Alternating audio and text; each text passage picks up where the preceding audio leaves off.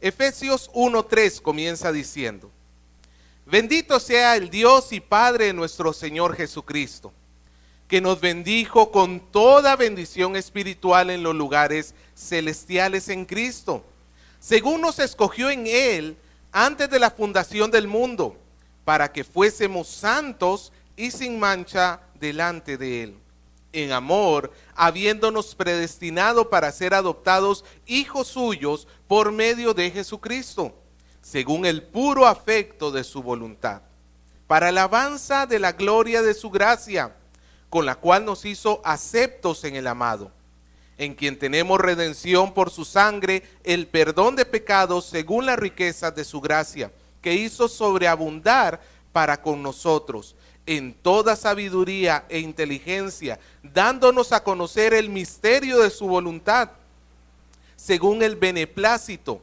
el cual se había propuesto en sí mismo de reunir todas las cosas en Cristo, en la dispensación del cumplimiento de los tiempos, así las que están en los cielos como las que están en la tierra. En Él asimismo tuvimos herencia, habiendo sido predestinados conforme al propósito del que hace todas las cosas según el designio de su voluntad, a fin de que seamos para alabanza de su gloria. Nosotros los que primeramente esperábamos en Cristo. En Él también vosotros, habiendo oído la palabra de verdad, el evangelio de vuestra salvación, y habiendo creído en Él, fuisteis sellados con el Espíritu Santo de la promesa, que es las arras de nuestra herencia hasta la redención de la posesión adquirida para alabanza de su gloria. Vamos a orar.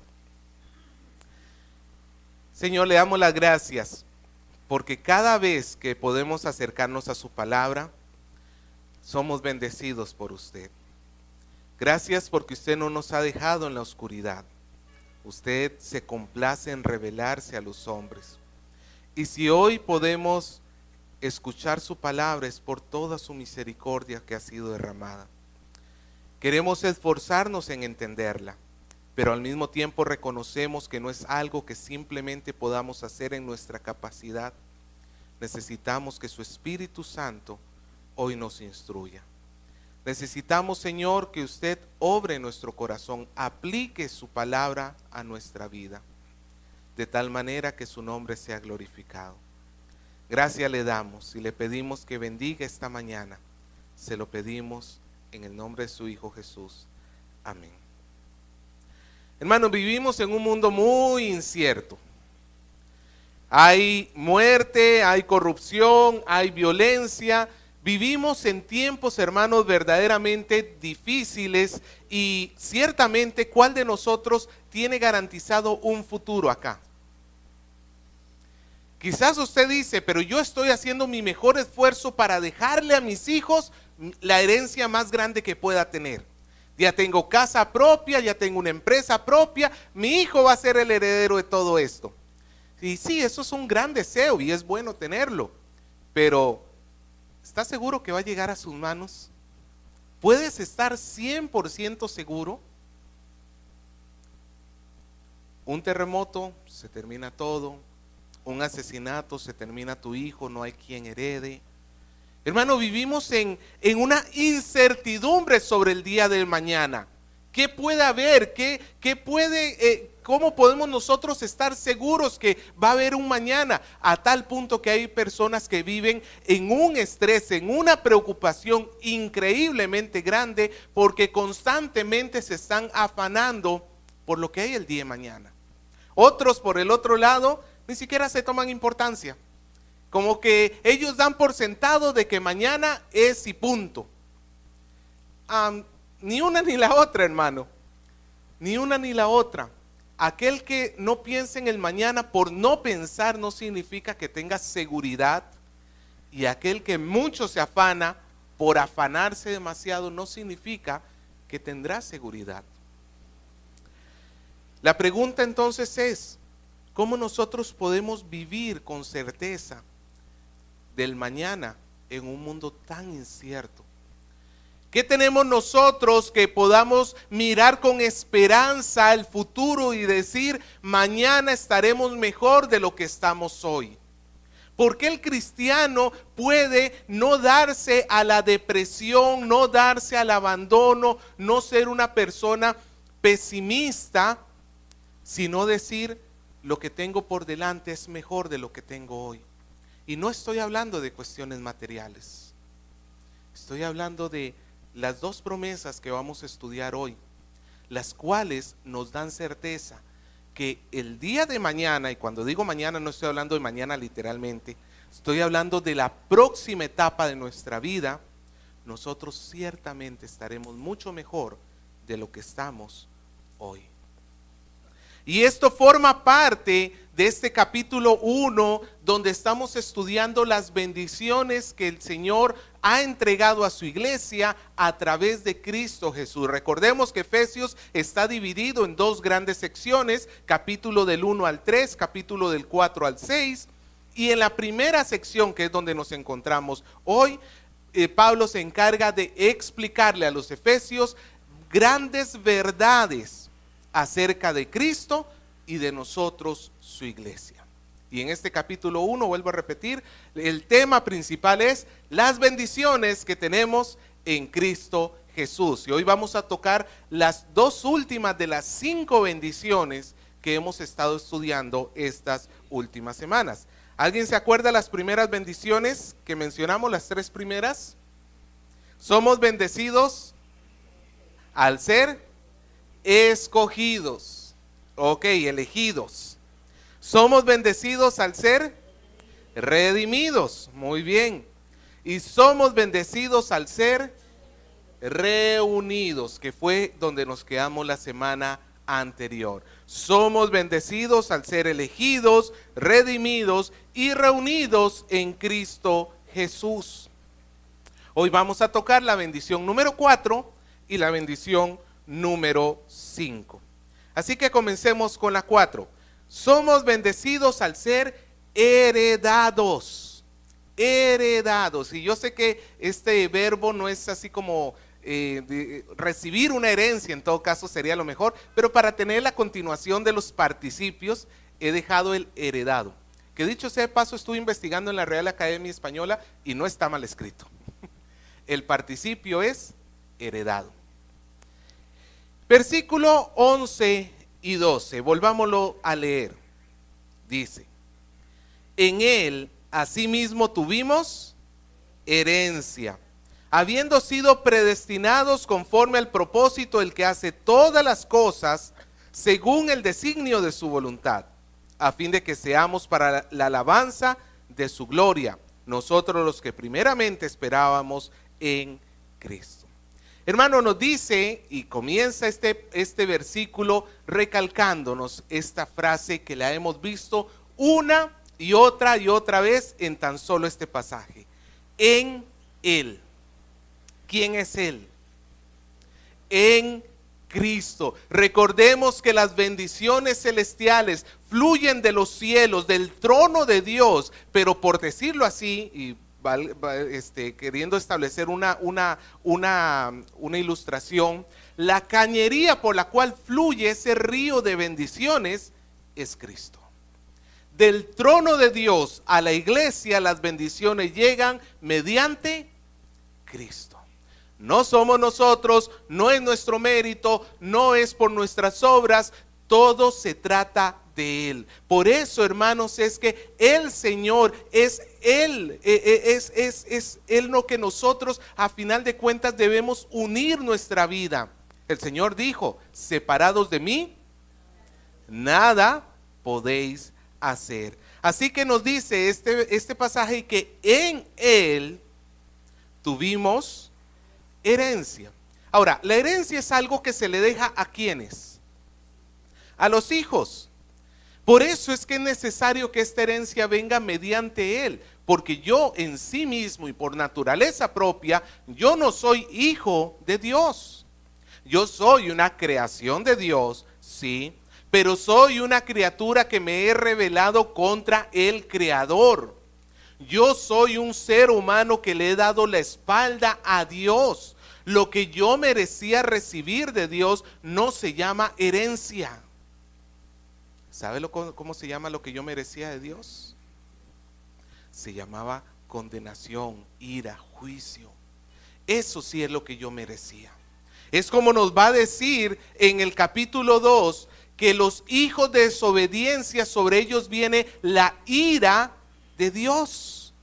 Sí, eso es lo que el ser humano merece. El ser humano no merece ser incluido dentro de la herencia, pero hay alguien que sí merece toda la herencia del Padre, y es el Hijo, Jesucristo. Él sí merece, y Él recibe de su Padre todas las cosas. Y entonces, ¿en cómo nosotros hemos llegado a ser herederos? Pues recuerde que nosotros hemos llegado a ser herederos en Cristo. Es porque Él ha redimido nuestros pecados. Es porque Él nos ha adoptado como sus hijos. Es porque Él ha quitado, hermano, ha quitado la maldición que sobre nosotros pesaba por parte de Dios. Ha quitado el enojo del Padre. No solamente nos ha librado del enojo, sino que nos ha traído a ser familia de Dios. Ahora sí podemos llegar a recibir herencia. ¿Y qué piensa usted cuando escucha la palabra herencia? Bueno, yo puse el icono más distintivo, que es una casa, pero no es solamente eso. La herencia en Dios no se trata simplemente de algunas cuestiones, ni siquiera estamos hablando que la herencia de Dios sean la morada celestial que nosotros tendremos cuando lleguemos al cielo. Cuando el Señor repartió al pueblo de Israel la tierra prometida, el Señor la dividió en partes y se las entregó cada uno a una de las tribus de Israel. Todas menos una. ¿Cuál fue la tribu que no recibió nada de tierra de parte del Señor? Los levitas. Ahora, ¿por qué? El Señor le dijo a los levitas que Él iba a ser la herencia de los levitas. En otras palabras, la relación del pueblo con Dios no iba a ser exactamente la misma relación que los levitas con Dios, porque de todo el pueblo de Dios, los que estaban llamados a ministrar en su santo templo, en su tabernáculo, no eran ni los de Judá, no eran ni los de Neftalí, no eran ninguno de las tribus de Israel, solamente uno, justamente los levitas. Esta herencia tiene una especial relación con la armonía, con esta relación especial que tiene Dios con su pueblo. Cuando hablamos de herencia, no esté pensando usted en casa, carro, bienes y esto. Ciertamente el Señor en su misericordia y en su bondad nos dará todas las cosas que necesitamos conforme a su misericordia y conforme a su sabiduría. Pero lo más especial que cualquier cristiano puede tener es su relación con Dios. Él es nuestra herencia. Quizás tu papá y tu mamá no te dejaron pero ni un huevo duro en esta tierra. Quizás tú no le vayas a poder dejar a tus hijos muchas cosas. Pero si tú tienes una relación con el Señor, déjame decirte, lo tienes todo. ¿De qué le sirve a los hombres? ¿De qué le sirve a los hombres afanarse?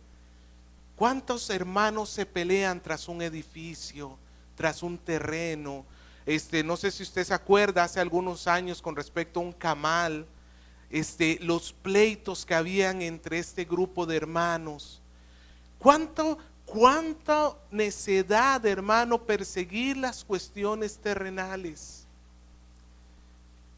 Porque no nos damos cuenta que la mejor herencia que nosotros podemos tener es el Señor.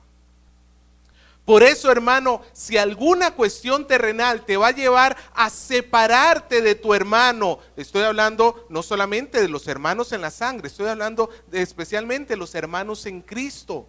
Si alguna cuestión material, sea dinero, sea algún bien, sea lo que sea, va a llevar a que tú te enojes con tu hermano, te separes de tu hermano, es mejor, hermano, nosotros valorar la comunión con Dios, la herencia que tenemos en Dios y renunciar a ese bien material que comenzar a guardar rencor y enojo contra mi hermano, porque eso sí frustra mi relación con Dios.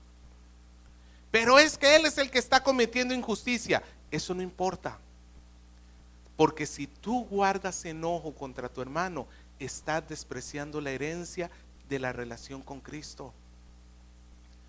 ¿Qué vale más para ti? Claro, de repente es fácil cuando lo que te están debiendo son 100 soles. Pero ¿qué si fuera un edificio entero? Pregunto, ¿aún valdría más en tu corazón la relación de Cristo con Cristo? Si no es así, hermano, pídele perdón a Dios porque te has hecho de un ídolo. Has puesto algo antes de Dios. Lo que nosotros tenemos que valorar sobre todas las cosas es esta herencia que hemos recibido en Cristo Jesús. Y nos dice que esta herencia ha sido porque hemos sido predestinados. Y ya habíamos estudiado esta palabra hace unas semanas cuando vimos lo que el Señor ha hecho por nosotros. En el versículo 4 nos dice que Él nos escogió antes de la fundación del mundo. Esta predestinación incluye que antes de que el mundo se fundara, nosotros habíamos sido escogidos para ser santos y sin mancha. El versículo 5 nos dice que Él nos predestinó para ser adoptados hijos suyos. Y el versículo 6, 12 y 14 nos dice que nosotros hemos sido predestinados para la alabanza a Dios. Y el tema de la alabanza a Dios lo vamos a desarrollar un poco más cuando lleguemos al versículo 14. Pero nos dice que esta herencia, entonces, hermano, Dios desde antes de la fundación del mundo ya la había apartado para nosotros. Hermano, nosotros no vivimos en esta vida a la deriva. Si antes de que existiera el mundo el Señor ya te había bendecido, ¿cómo crees que toda esta vida, aún con todos los problemas que hay, no forma parte de la bendición de Dios? ¿Por qué flaquea nuestra fe cuando falta el dinero, cuando falta la salud? ¿Por qué flaquea nuestra fe cuando no nos salen las cosas como esperábamos? Es porque estamos quitando nuestros ojos de Dios, quien te ha bendecido desde antes de la fundación del mundo, y le estás poniendo en las cuestiones materiales. No, hermano, esta herencia ha sido entregada a ti antes de que el mundo se fundara. Ha sido predestinado para esto, conforme al propósito del que hace todas las cosas según el designio de su voluntad. ¿Quién es el que hace todas las cosas según el designio de su voluntad? En otras palabras, hermano, mi relación aquí en la tierra, los momentos buenos, los momentos difíciles, los momentos de alegría, los momentos de tristeza, todo está orquestado por Dios. La vida no es una suerte de casualidades. La vida no se trata de que las cosas suceden al azar. Desde nuestro punto de vista, sí existe el azar. Pero ¿sabe lo que nos dice la palabra? Que los hombres pueden tirar las cosas a la suerte, pero ¿sabe de quién es la decisión final? De Dios. No importa lo que suceda en tu vida, todo está sucediendo conforme a la voluntad de Dios. Aún las cosas difíciles, aún ese hermanito que te cuesta amar, ese jefe que es sumamente difícil, ese vecino que ya no soportas, ese desempleo, esa enfermedad, esa muerte de ese familiar, no son azares de la vida, son voluntad de Dios. Y tú dirás, pero ¿cómo Dios va a querer hacer tal cosa conmigo? ¿Por qué Dios permite que llegue tales cosas a mi vida? Quiero recordarte lo que dice la palabra del Señor, que nosotros, si somos coherederos de Cristo, tenemos que serlo en medio de los sufrimientos de la vida. ¿Por qué razón? Porque los sufrimientos son los que van a formar el carácter de Cristo dentro de tu corazón. Pero nosotros, hermanos, tenemos que vivir con la fe puesta de que todas las cosas que nos suceden en este mundo, como dice Pablo, todo ayuda para bien. No resistamos la mano del Señor, porque el propósito del Señor, aún en medio de todas estas situaciones, nos dice el versículo 12, es para que seamos para la alabanza de su gloria.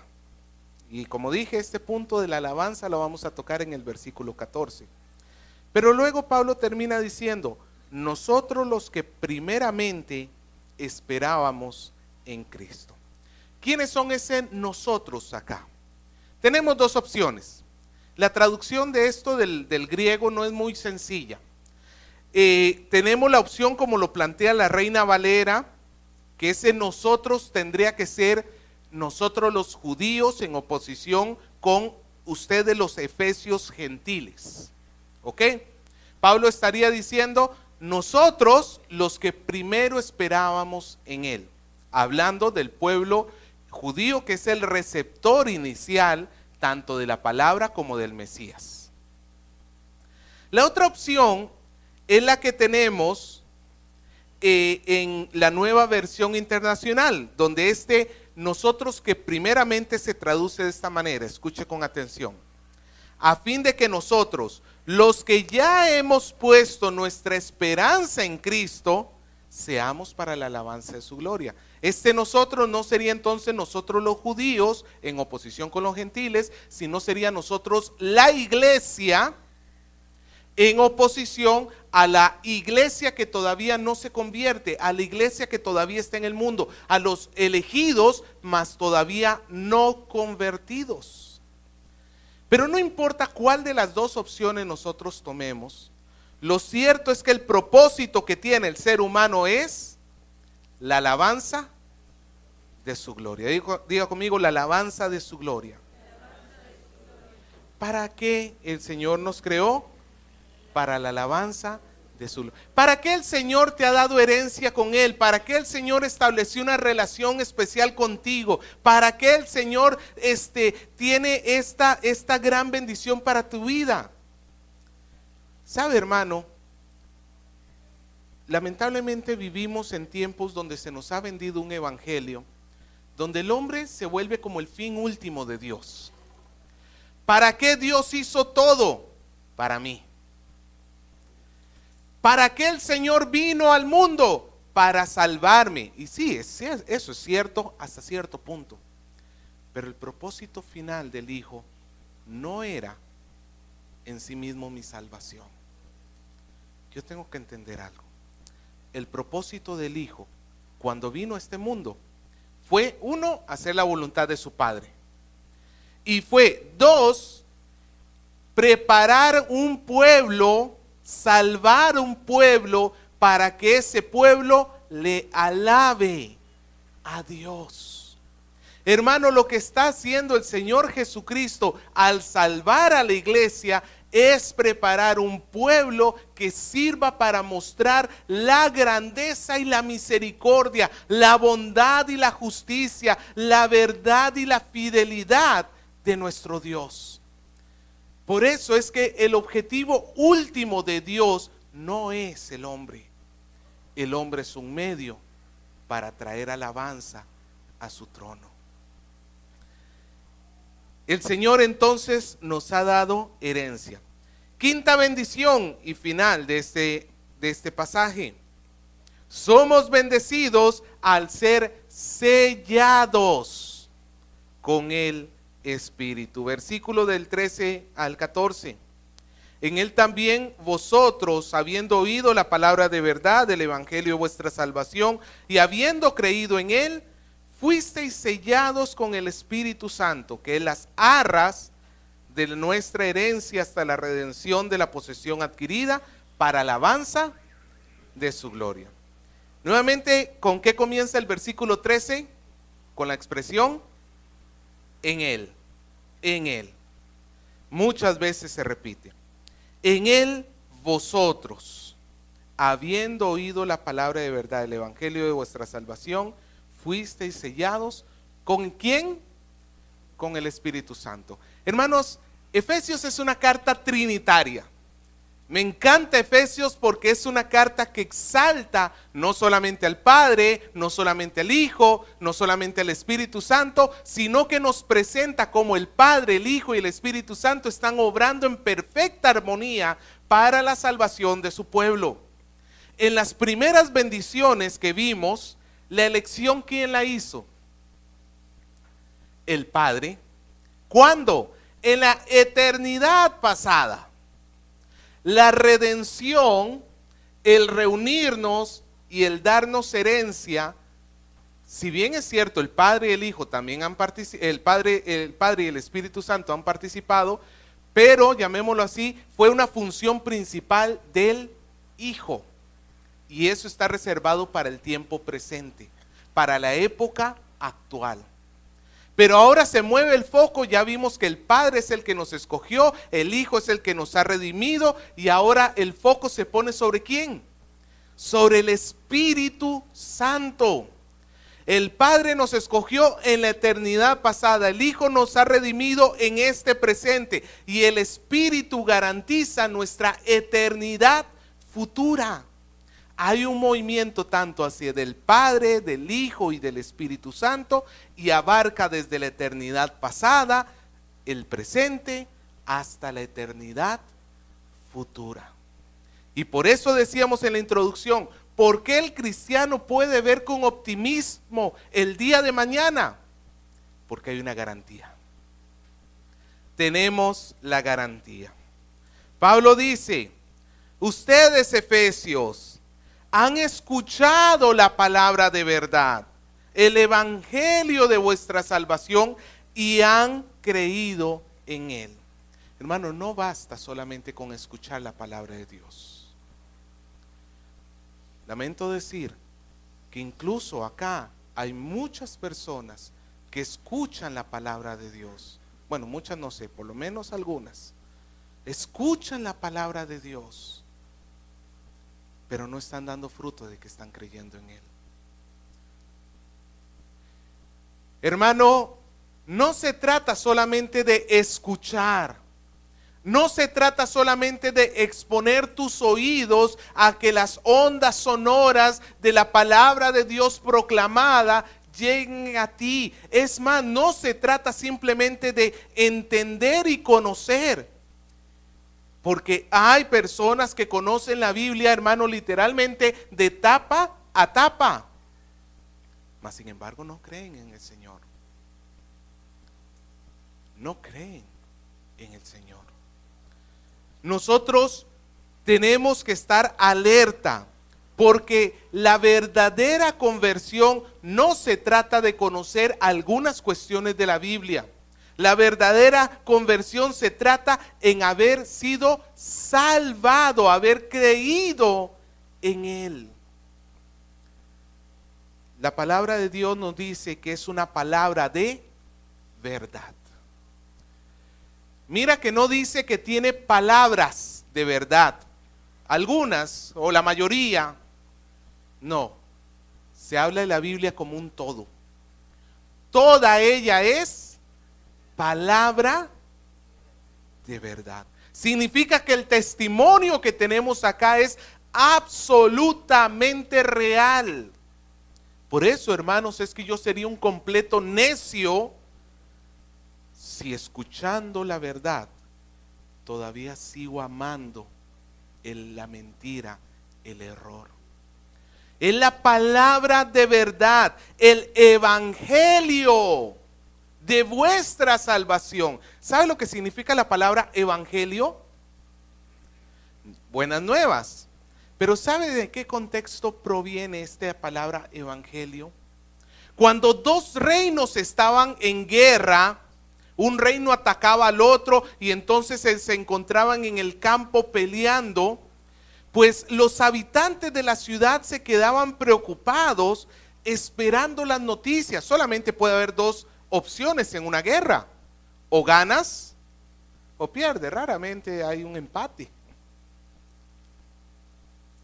O ganas o pierdes.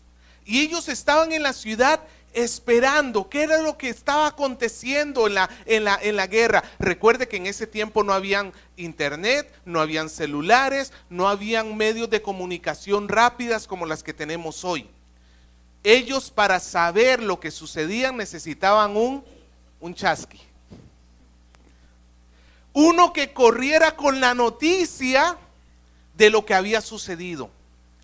Y imagínense que tú estás en el muro de tu ciudad, sabes que le están atacando, sabes que tu ejército está allí atacando y a lo lejos ves al hombre corriendo. Tu corazón primero se detiene.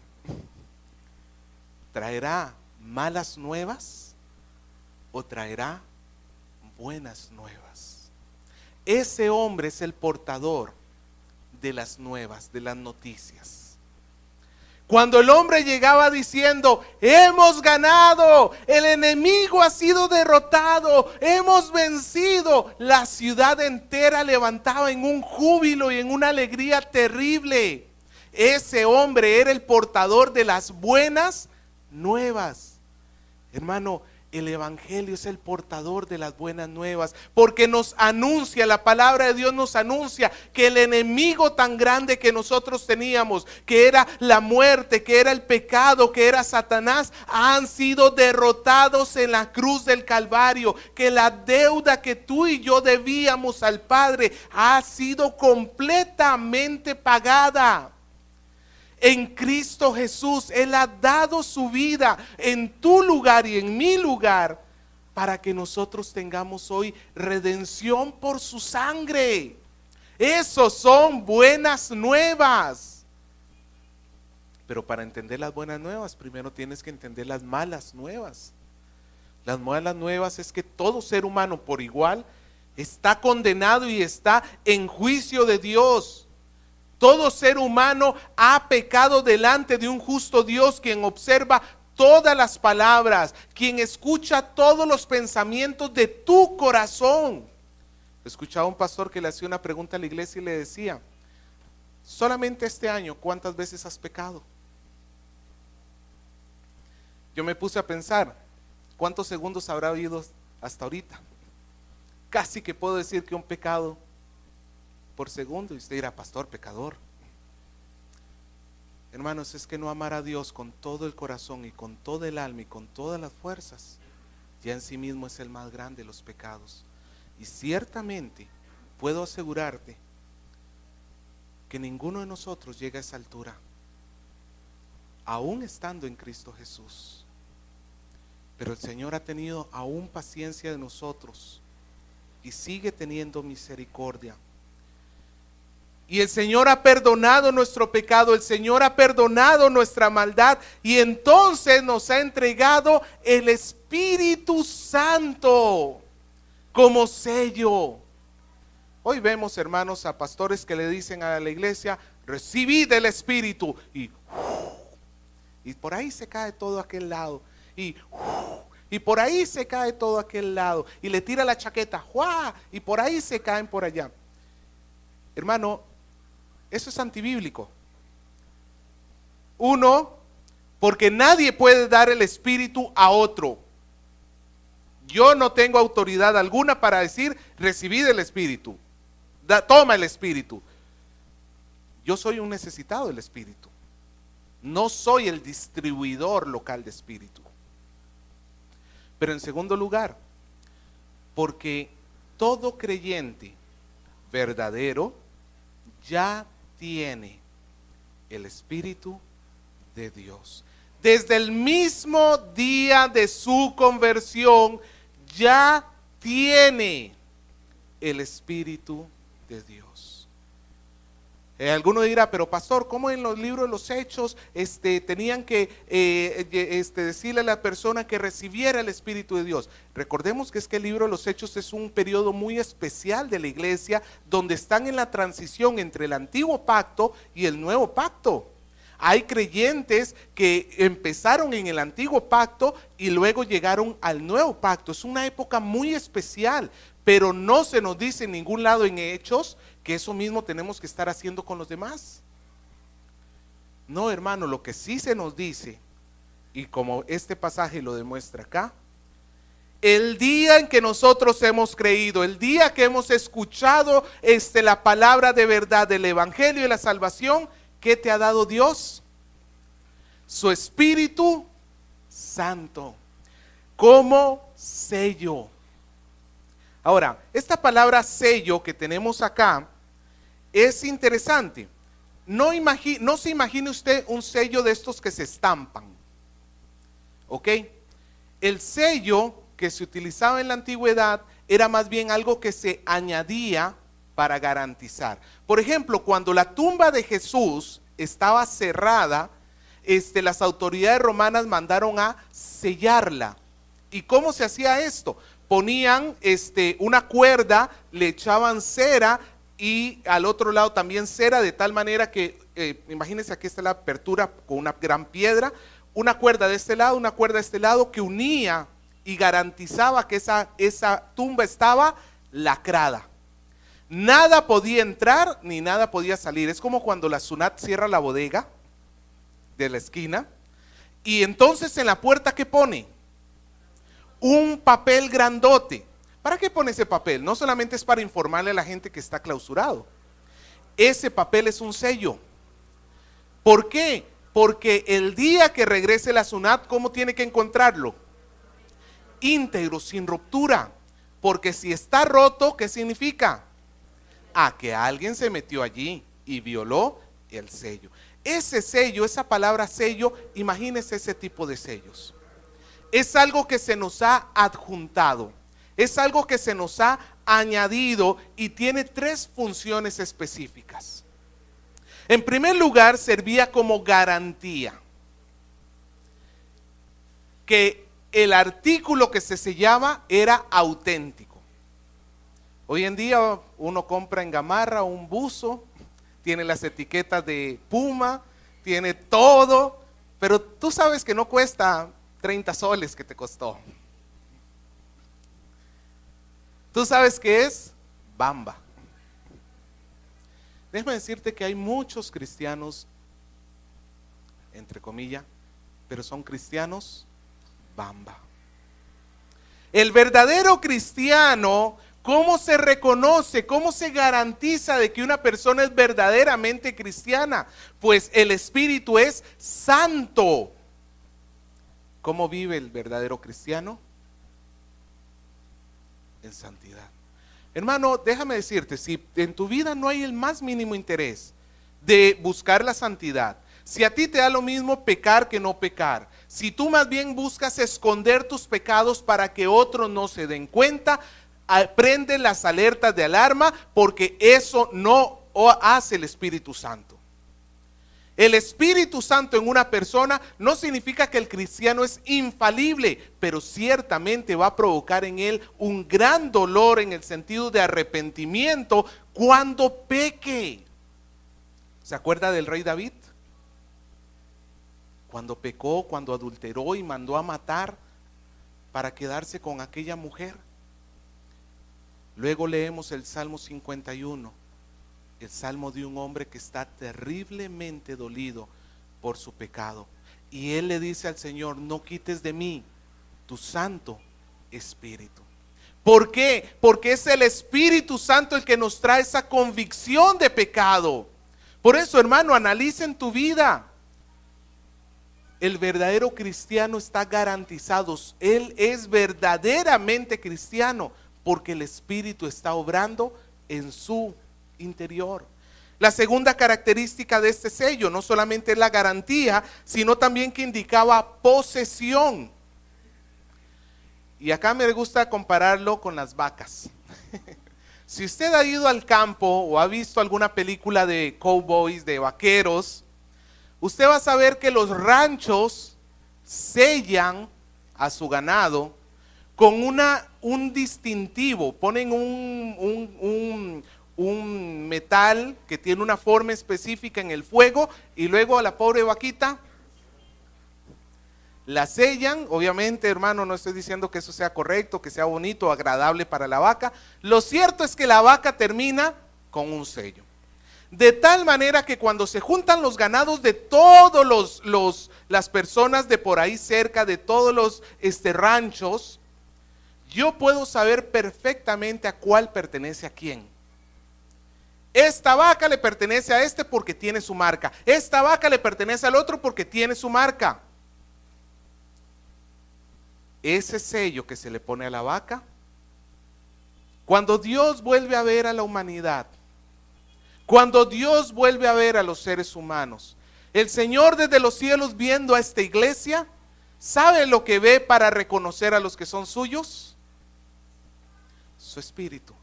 Y cuando el Señor ve a su espíritu dentro de nosotros, Él ciertamente está proclamando que nosotros somos suyos. Y la tercera característica es que es protección. Garantía, posesión y protección. Como hablamos con respecto a la bodega clausurada. Ese sello garantiza de que su interior nadie lo ha tocado. ¿Tú has visto que a las computadoras también les ponen un sello? ¿Qué pasa si tú rompes ese sello? Pierde la garantía. Porque ese sello asegura el interior de esa computadora. El Espíritu Santo en nosotros nos confirma la protección de la obra de Dios en nuestro corazón. Satanás no tiene nada que hacer, hermano. Satanás va a tentarnos, va a tratar de hacernos caer, va a tratar de llevarnos por mal camino, sí, pero no puede entrar. No puede entrar porque hay sello del Espíritu. Somos sellados y nos dice en el versículo 14 que el Espíritu, este sello, son las arras. La palabra arras se utilizaba para describir un pago anticipado que se hacía a la hora que comprabas, por ejemplo, un animal. Tú querías un caballo y entonces dabas un pago anticipado, como lo hacemos hoy, ¿cierto? Pagas anticipadamente. Pero también se utilizaba cuando se iba a dar, y esto va a sonar un poco raro para nuestra época, un pago para comprar una esposa. Hoy en día, hermano, yo sé que me van a fusilar si yo siquiera sugiero que una mujer se pueda comprar. En la antigüedad, cuando un hombre amaba a una mujer y quería casarse con esa mujer, tenía que dar una dote. Pero para asegurarse, llamémoslo así, para cerrar el trato en el buen sentido de la palabra, entregaba las arras. ¿Para qué funcionaban las arras? Eran la certeza de que el pago iba a ser completado. Es como cuando tú compras tu casa. ¿Qué tienes que entregar? La inicial, las arras. Cuando compras un carro y es a crédito, tienes que dar una inicial. Lo que tú estás diciendo es: estoy dando esto en garantía de que algún día completaré el pago absoluto. Hermano, el Señor no nos ha dado a un ángel como garantía de nuestra salvación. El Señor no nos ha dado ni siquiera al arcángel fulanito de tal. El Señor, no pudiendo jurar por alguien mayor que sí mismo, ha jurado por sí mismo, y para esto ha dado su Espíritu, que todos los que tengan su espíritu, esos van a ser absolutamente salvos. Mira, hermano, este mundo está lleno de grandes preocupaciones. Y no solamente existen los peligros externos, también está el peligro de mi propio corazón. Aunque yo estoy en Cristo, Pablo nos dice que sigue habiendo esta batalla entre, llamémoslo así, el bien y el mal, entre la ley de Dios y la ley del pecado. Y estamos allí batallando en nuestro interior, y muchas veces nos podemos llegar a desesperar y decir, ¿y si no llego al cielo? ¿Qué pasará si me pierdo? No sé si alguna vez a usted le ha corrido esa preocupación. ¿Cómo puedo yo estar seguro que voy a llegar a entrar al cielo? La respuesta es, porque el Espíritu Santo ha sido puesto dentro de ti. Él es las arras de nuestra herencia, hablando de lo que acabamos de hablar, esa herencia que tenemos en Cristo. Él es las arras hasta la redención de la posesión adquirida. En otras palabras, Él es el que garantiza tu fe hasta el día final. Los cristianos no se pierden. Los cristianos no se pierden, porque hay alguien que está garantizando nuestra herencia. Ahora, esto no significa que el cristiano pueda hacer lo que le da la gana. Un cristiano que quiere vivir como le da la gana no es cristiano. No tiene el Espíritu y no se puede perder lo que nunca se encontró. Pero el verdadero cristiano no se pierde. ¿Y todo esto para qué es? Nos termina diciendo el versículo 14, para alabanza de su gloria. Imagínese esto, hermano. El ser humano creado pecó, se alejó de Dios, vive en rebeldía, abiertamente contra el Señor, dándole la espalda. El Padre envía al Hijo para salvación. En la cruz Él muere, resucita al tercer día. El Espíritu Santo viene a la tierra, hace la obra del ministerio glorificando al Señor. Los hombres comienzan a salvarse, se forma, crece la iglesia. Y todo esto que está sucediendo tiene un fin, que es la alabanza de su gloria. En otras palabras, nosotros estamos en medio de la obra del Padre, el Hijo y el Espíritu Santo, que ellos están obrando en perfecta armonía, pero nosotros estamos ahí en medio. Hemos quedado, llamémoslo así, y benditamente quedado prensados en medio de la obra del Padre, el Hijo y el Espíritu Santo. En medio de esa obra, nosotros hemos quedado allí como forma en que el Señor está trayendo alabanza para su trono. Por eso decía, nosotros no somos el medio. Nosotros, no somos el fin, somos el medio. Imagínate la guitarra del grupo de alabanza, que tuviera vida. Y se siente contenta porque hoy es domingo y me van a tocar. Yo voy a poder sonar. Llega el músico, agarra la guitarra y comienza a tocarla. Hermano, esa guitarra, si piensa que el músico está yendo ahí el domingo por ella, está muy equivocado. Sí, el músico está yendo a la iglesia y usa la guitarra, pero ¿para qué la usa? La guitarra es un instrumento para alabar a Dios. Si tú piensas que todo lo que está en la Biblia es para que tú seas feliz, para tu bienestar y para tu felicidad, eres como la guitarra que piensa que el músico va por ella. No, hermano, sí, Dios ha hecho todas las cosas para nuestro bien, para nuestro deleite. Dios está obrando grandemente en nuestra vida, pero el fin principal de todo eso no eres tú, ni yo. Somos la guitarra que el Hijo está tocando para adorar al Padre. Somos la guitarra que el Padre está tocando para exaltar al Hijo. Somos la guitarra que el Espíritu está tocando para glorificar tanto al Padre, al Hijo. Hermanos, estamos trabados, benditamente trabados en medio de esta obra celestial, de esta Trinidad que está obrando. Pero todo es para la alabanza de su gloria. Ahora, yo no voy a darle gracias y no voy a alabar a nadie que yo no piense que le debo a nadie, nada. Un pastor ponía este ejemplo y me parece muy prudente. ¿Cuántos de ustedes, hoy estamos 21, en una semana y media, cuántos de ustedes van a estar cobrando un salario? Levante la mano. ¿Uno solo? ¿Dos? ¿Tres? Ok. Pregunto, ¿cuántos de los que reciben un salario, cuando reciben el cheque, el depósito o el dinero en efectivo, salen corriendo al de recursos humanos y se postran a sus pies y diciéndole, gracias, gracias, gracias, muchas gracias? Exactamente, más bien tú llegas diciendo, ¿por qué este descuento? Voy a esto.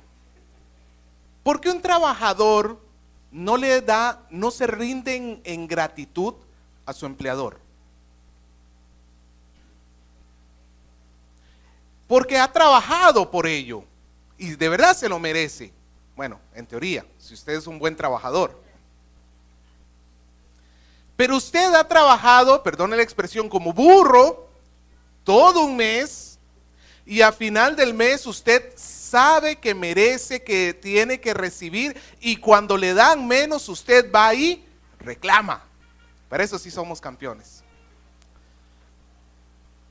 Pero imagínate más bien otro caso. Tú has cometido un terrible crimen.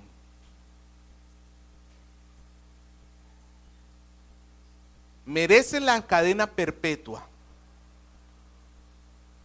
Y el juez tiene suficientes evidencias para encerrarte en la cárcel hasta el último de los días de tu vida. Pero de repente el juez dice, ¿sabes qué? Te perdono. Tú le vas a llegar diciendo, pero entonces ¿por qué me encerraron 10 días en prisión? ¿Por qué me encerraron 3 meses y me vas a perdonar? Tú no le vas a llegar a reclamar como reclamas tu salario pendiente. Ahí sí tú te postras y le dices gracias, muchas, muchas, muchas gracias, porque entiendes que has recibido algo que no merecías. Voy a esto, hermano. Una vida con poco agradecimiento a Dios pertenece a una persona que piensa que Dios está en deuda con él, que piensa que Dios le tiene que dar y por eso no agradece. Y eso es una posición muy orgullosa, dicho sea de paso. Una vida de un hombre, una mujer, que constantemente se postra delante del Señor y se deshace en palabras de adoración, de agradecimiento, pertenece a una persona que ha entendido que todo lo que ha recibido no lo merecía. No lo merecía. Dios no está en deuda con ninguno de nosotros. El día que Dios mande al mundo al infierno, no va a ser absolutamente nada injusto, porque todo ser humano se merece el infierno. Tú y yo no lo merecemos por mérito propio. Pero cuando los ojos de nuestra fe son alumbrados y vemos la gracia de Dios derramada en nuestra vida, lo único que podemos hacer es adorarle. Por eso yo pregunto, iglesia, ¿estás viviendo para la alabanza de su gloria? ¿Vives para agradecerle a Dios y tienes en tu corazón el favor de Dios como lo más grande? ¿O piensas que Dios es tu deudor?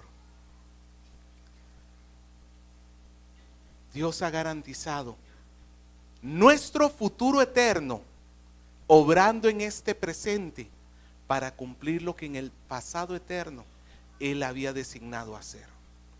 Nuestro Dios es de verdad, Él es Dios de verdad, y si Él prometió salvarnos, ¿sabe lo que va a suceder? Nos va a salvar. Nosotros podemos ver con esperanza el futuro, porque así suframos en este mundo, sabemos que un día cuando lleguemos a su presencia recibiremos el pago completo. Recuerde que las arras es un pago anticipado. El pago completo no es deuda, es la salvación por gracia. El Señor nos está hoy asegurando que los cristianos verdaderos, el día que cierren sus ojos, ciertamente recibirán sus bendiciones en plenitud. La gran pregunta es, ¿eres tú verdaderamente un cristiano? ¿O eres de los que escucha, pero no cree? ¿Vives en santidad o vives de las apariencias? ¿Quién eres en realidad? Porque estas bendiciones, sí, hermosas, grandes y majestuosas, pero están reservadas solamente para el pueblo de Dios. Si tú eres parte de ese pueblo, hoy deshazte en agradecimiento, que cada día no pase un solo momento en que tú no le agradezcas y vivas para el Señor.